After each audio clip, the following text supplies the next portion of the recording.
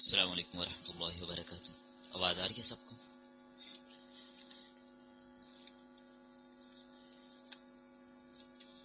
جی، سورۃ النور نکال لیجئے۔ اعوذ باللہ من الشیطان الرجیم، بسم اللہ الرحمن الرحیم۔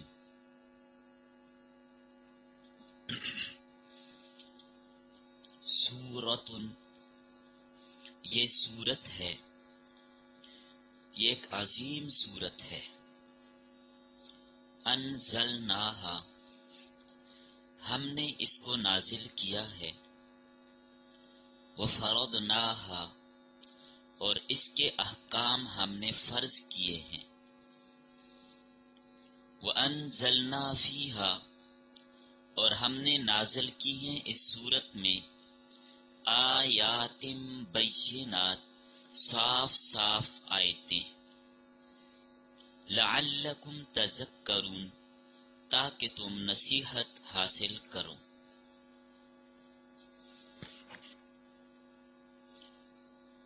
سورۃ النور کا درس نمبر 1۔ آج کے سبق میں ہم نے ایک آیت پڑھی ہے۔ سبق کا عنوان قوائف و مضامین سورۃ النور اور تمہید احکام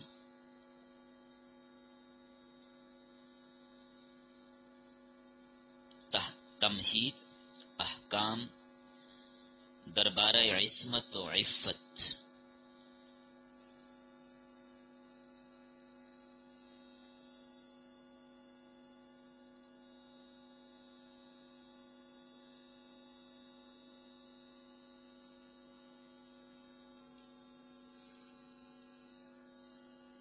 سورت کا نام سورۃ النور ہے۔ وجہ تسمیہ، 4 رکوع کے بعد اللہ نور السماوات والارض، زمین اور آسمانوں کو روشن کرنے والا اللہ تعالی ہی ہے۔ تو یہ لفظ آ رہا ہے نور، اس کی مناسبت سے سورت کا نام سورۃ النور رکھا گیا۔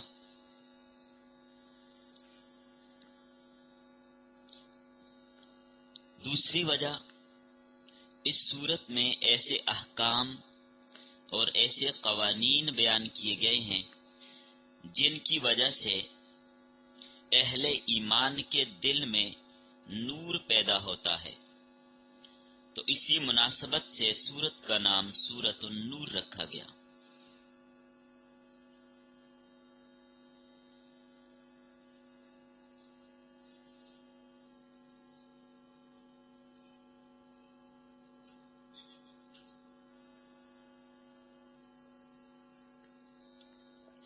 اس سورت میں رکوع 9 ہے،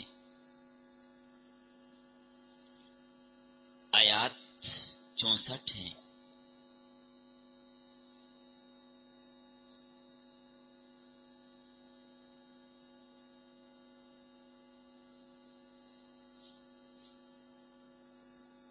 اور الفاظ 1316 ہیں۔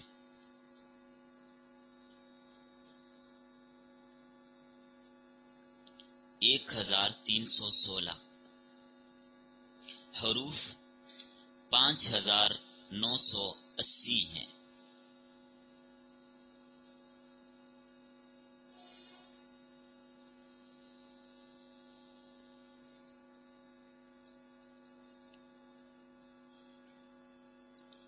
ترتیب قرآنی میں اس سورت کا نمبر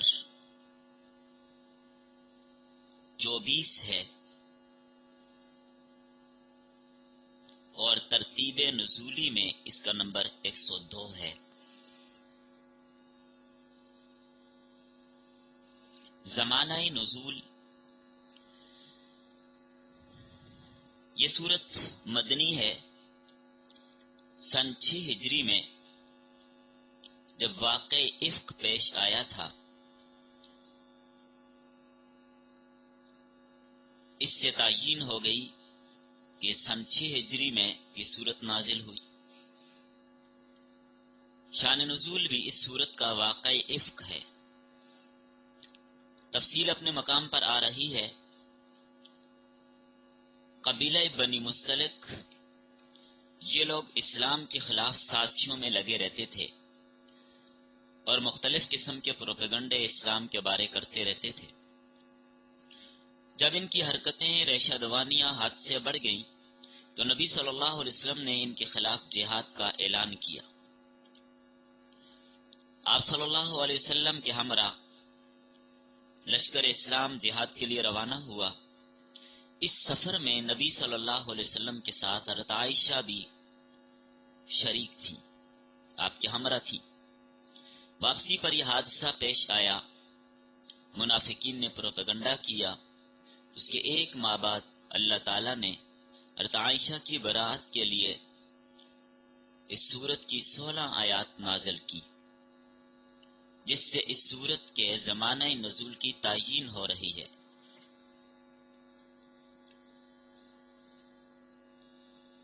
ربط گزشتہ سورت میں اللہ تعالیٰ نے کامیاب مومنین کا ذکر کیا تھا، سورت المؤمنون آپ نے پڑھ لی، اور ساتھ ان کی بعض صفات بھی بیان کی تھی۔ پھر سورت کے آخر میں کفار کی ناکامی کا ذکر ہوا، اور یہ بھی بیان فرمایا کہ اللہ تعالیٰ نے انسان کو بیکار پیدا نہیں کیا کہ جو چاہے اپنی مرضی سے کرتا پھرے، ایسا نہیں ہے، بلکہ انسان کو مکلف بنایا، قوانین کا پابند بنایا، تو قانون کی پابندی یا عدم پابندی ہی کی بنیاد پر اس کی کامیابی اور ناکامی ہے۔ تو اب اس صورت میں بھی بعض معاشرتی قوانین بیان کیے جن کی پابندی انسان پہ لازم ہے، معاشرتی قوانین۔ دوسرا ربط سورت المؤمنون اور اس صورت میں بعض احکامات اور عقائد ملتے جلتے ہیں، جیسے توحید، رسالت، اس پر عقلی دلائل اور اعتراضات کے جوابات، قیامت، اعتراضات کے جوابات ملتے جلتے ہیں، اس لیے ان کا تذکرہ کیا گیا۔ سورۃ المؤمنون میں اہل ایمان کی صفات بیان کی تھی، والذین هم لفروجهم حافظون، تو یہاں پر بھی عفت اور پاک دامنی کو بیان کیا گیا۔ 3 ربط میں نے ذکر کیے۔ اس سورت کی اہمیت پہ مفسرین نے بہت کچھ لکھا، اس پر آثار بھی موجود ہیں۔ حضرت عبداللہ بن عباس کے مشہور شاگرد اور مشہور تابعی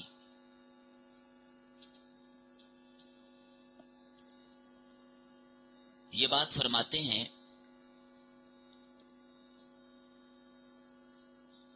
علموا رجالکم سورۃ المائدہ وعلموا نساءکم سورۃ النور۔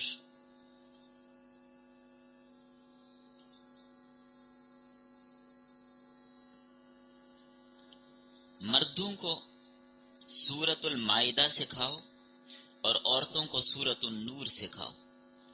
مردوں کے لیے سورۃ المائدہ میں حلت اور حرمت کے قوانین و ضوابط بیان کیے گئے، اور سورۃ النور میں خواتین کے بہت سارے مسائل، حجاب وغیرہ کے حوالے سے، گھر میں آمد و رفت، آنا جانا اور اجازت کے حوالے سے عزت و عفت اور پاک دامنی کے اصول سورۃ النور میں بیان کیے گئے۔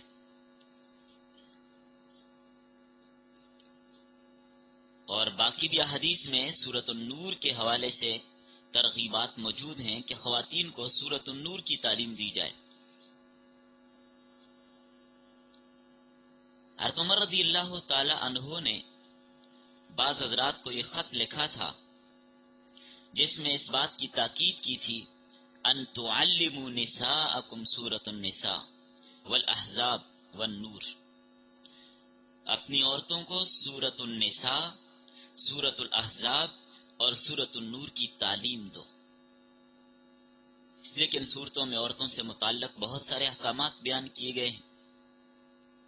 تفسیر قرطبی نے حضرت عائشہ رضی اللہ تعالی عنہا کا جملہ بھی نقل کیا ہے کہ حضرت عائشہ فرماتی ہیں عورتوں کو، خواتین کو سورۃ النور سکھاؤ. تو اس چیز کی اہمیت آپ کے سامنے واضح ہو جائے گی کہ خواتین کے لیے سورۃ النور کو سیکھنا کتنا اہم اور ضروری قرار دیا گیا. تو اس لیے اہتمام کے ساتھ اس سورت کو سمجھنا، سیکھنا، اور ابھی سے یہ نیت کریں کہ یکسوئی کے ساتھ ہم نے سارے اسباق بلا ناغہ، بلا تاخیر اور بغیر کسی سستی کے سننے ہیں اور ان کو اچھی طرح یاد بھی کرنا ہے اور دوسروں کو سکھانے اور سمجھانے بھی ہیں. انما الاعمال بالنیات، اعمال موقوف ہے نیتوں پر، اعمال مبنی ہے نیتوں پر، اعمال کا دار و مدار ہے نیت پر. تو نیت اچھی ہوگی تو انشاءاللہ فہم اور فراست بھی درست رہے گی، بات سمجھ بھی آئے گی. اگر نیت اچھی نہ ہوئی تو پھر بات سمجھ بھی نہیں آئے گی. تو اس لیے شروع صورت میں اس بات کا اہتمام کر لیں کہ نیت درست ہو جائے کہ ہم نے اس صورت میں جو احکامات ہیں ان احکامات کو پڑھنا، سمجھنا ہے اور ان پر عمل بھی کرنا ہے اور دوسروں کو یہ احکامات سکھانے بھی ہیں. اور جو خواتین گھروں میں فارغ ہیں، کوئی مصروفیت بھی نہیں، دین سے دوری کی بنیاد پر ایسی مجالس میں نہیں آتی، ان کو لانے کی اور ان کو سورۃ النور کی تعلیم دینے کی ہم کوشش بھی کریں گے. تو اس میں یہ بھی صدقہ جاریہ سب کے لیے بن جائے گا.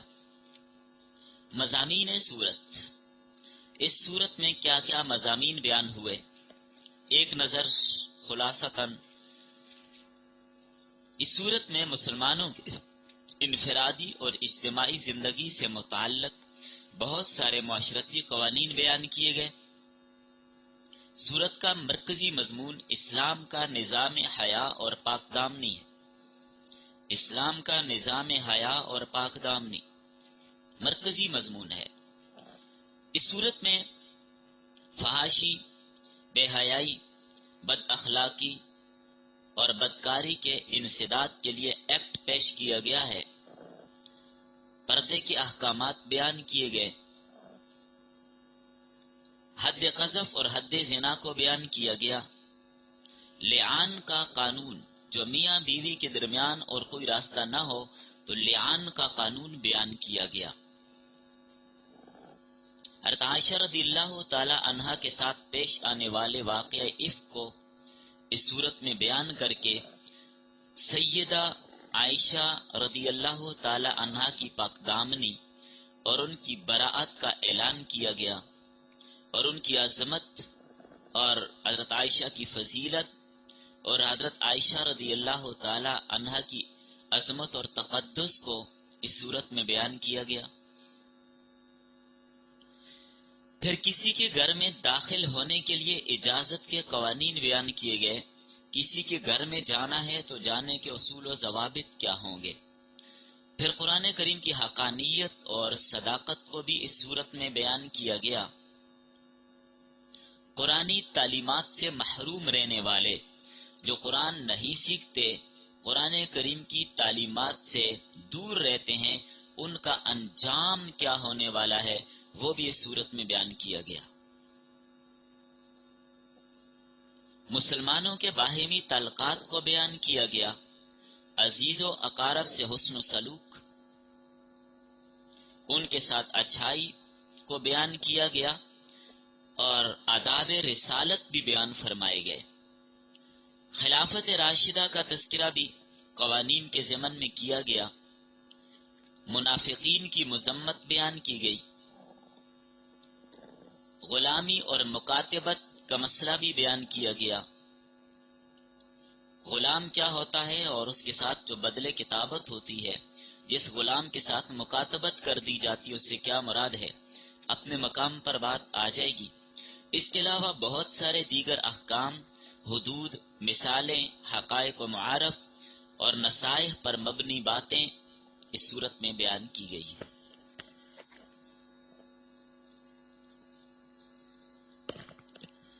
تو فرمایا یہ ایک سورت ہے، یہ ایک سورت ہے ہم نے اتارا جسے ہم نے نازل کیا. یہ ایک صورت ہے. ان احکام کو بیان کیا گیا، ان احکام کو مقرر فرمایا گیا، یعنی یہ احکام ہمارے ہی نازل کردہ احکام ہیں جو اس صورت میں بیان کیے گئے ہیں. ذرہ برابر کسی کو شک کی گنجائش بھی نہیں ہونی چاہیے کسی کے لیے کہ یہ احکام اتنے سخت ہیں تو کسی اور کی جانب سے نہ. فرمایا نہیں، یہ اللہ ہی کی جانب سے، اور یہ ایسے احکامات ہیں کہ ان میں کسی کو کسی طرح کی بھی کوتاہی کرنے کی اجازت نہیں ہے. سورۃ انزلناہا، اس سورت کو ہم نے نازل کیا. وفرضناہا، اس کے احکام بھی ہم نے فرض کیے. تو لہذا کسی کو اس بارے میں کسی قسم کا تردد نہیں ہونا چاہیے. ان احکام کو ہم نے ہی فرض اور لازم کیا ہے، لہذا تمہارے اوپر ان احکام کی پابندی اور ان کی تعمیل لازم ہے.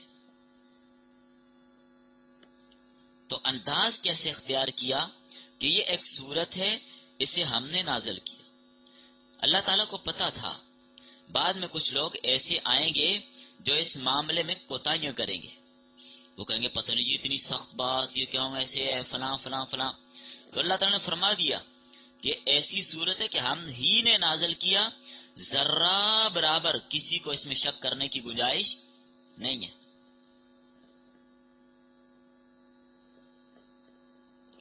ہذہ سورۃ انزلناہا، یہ ایک صورت ہے جس کو ہم نے نازل کیا. اصل ترجمہ یوں کیا جاتا ہے،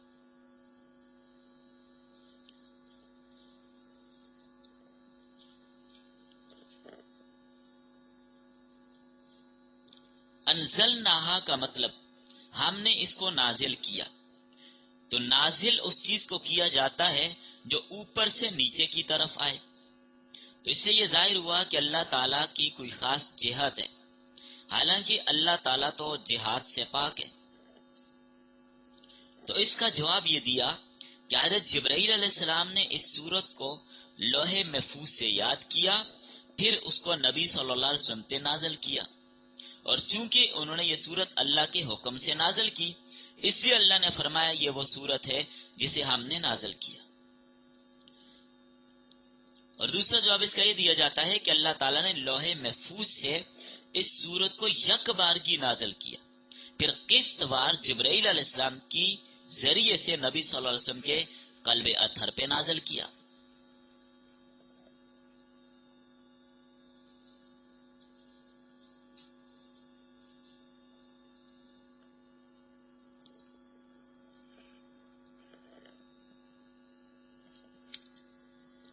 تو اس صورت میں تمہارے لیے واضح اور روشن احکامات بیان کیے، واضح اور روشن آیتیں نازل کی جو ایسی ہدایت پر مشتمل ہیں جن پر عمل کرنے سے دل منور ہوگا.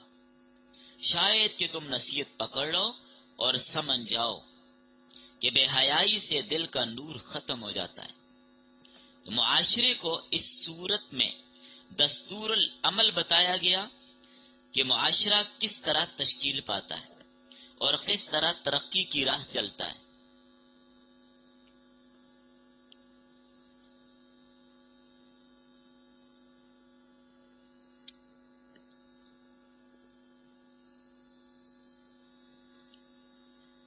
بے حجابی سے منع کیا اور بغیر اجازت کسی کے گھر داخل ہونے سے منع کیا، اس لیے کہ معلوم نہیں کوئی اپنے گھر میں کس حالت میں ہو، ورنہ خرابیاں پیدا ہوگی. حسب اور نسب کا نظام درم برم ہوگا، رشتوں اور قرابتوں کا فرق ختم ہو جائے گا جن پہ نکاح اور میراث کے احکام مرتب ہوتے ہیں. دینی اور دنیاوی کامیابی عفت کے ساتھ حاصل ہوتی ہے.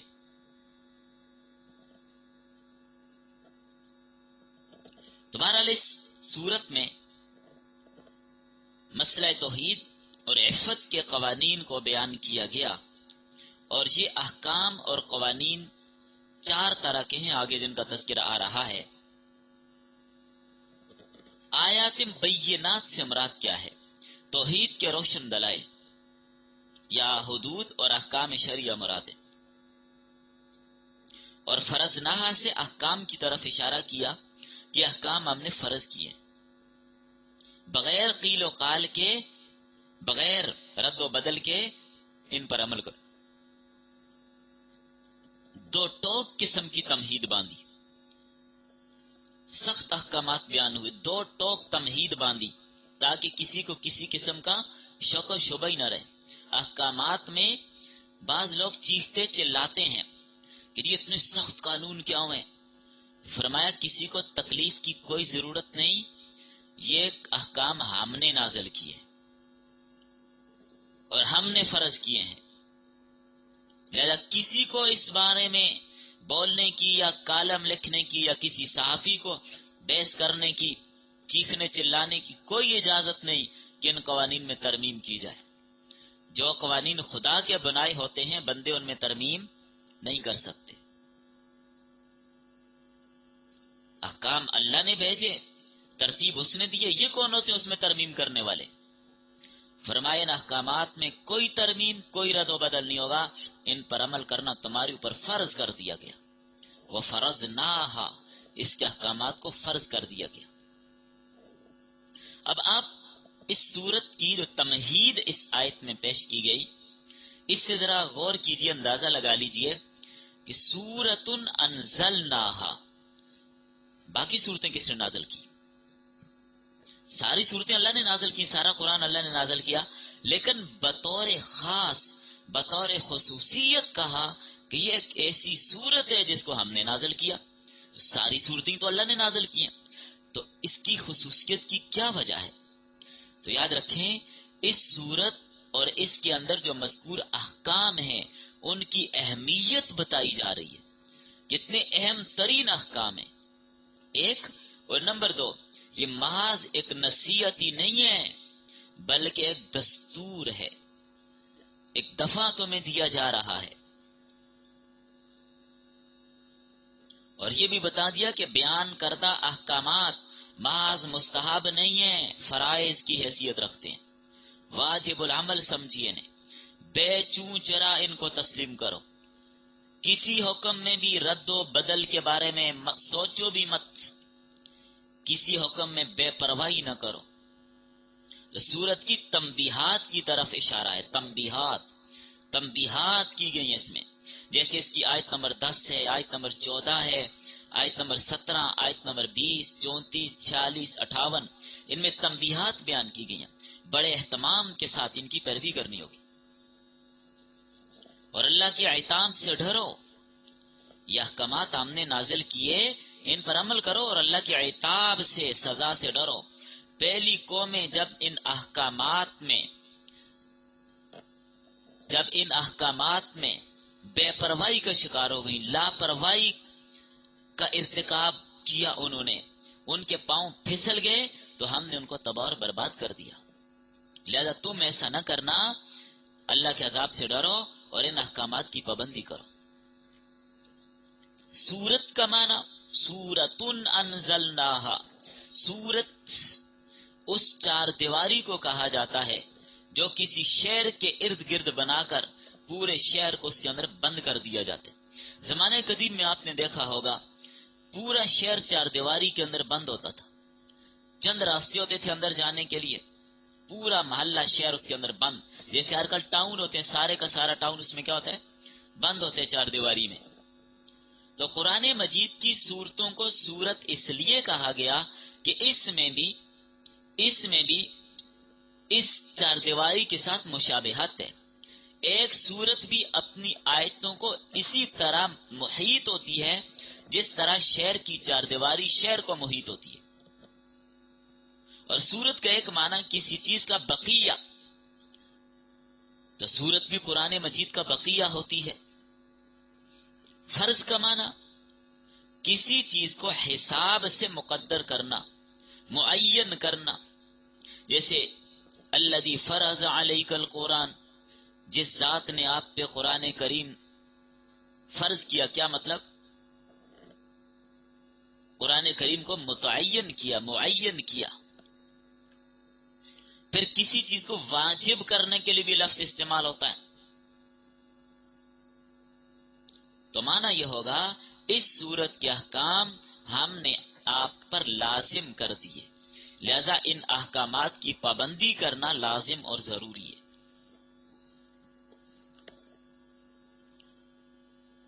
تو کتنی زبردست تمہید باندھی۔ تو اس تمہید میں اپنی طرف اللہ تعالی نے منسوب کر کے الفاظ، جو سورت کے الفاظ ہیں، کہ سورت کو ہم نے نازل کیا، تو یہاں پر معنی کی جلالت اور اس کے اندر جو اہمیت ہے اس کی طرف اشارہ کیا گیا کہ کسی کو چوں چراں کرنے کی اجازت نہیں ہے۔ یہ احکام ہم نے فرض کیے، ہم نے لازم کیے، ان کی پابندی کرنا تمہارے اوپر لازم اور ضروری ہے۔ تو یہ پہلی آیت گویا کہ سورت کی تمہید ہے، اور اس کا مقصد یہ ہے کہ یہ تمام قوانین اللہ کی طرف سے ہیں، جو حاکم ہے، جو حاکم مطلق ہے، شہنشاہ مطلق ہے۔ یہ کوئی من گڑت یا رسمی باتیں نہیں ہیں، بلکہ اللہ جل جلالہ کے نازل کردہ قوانین ہیں۔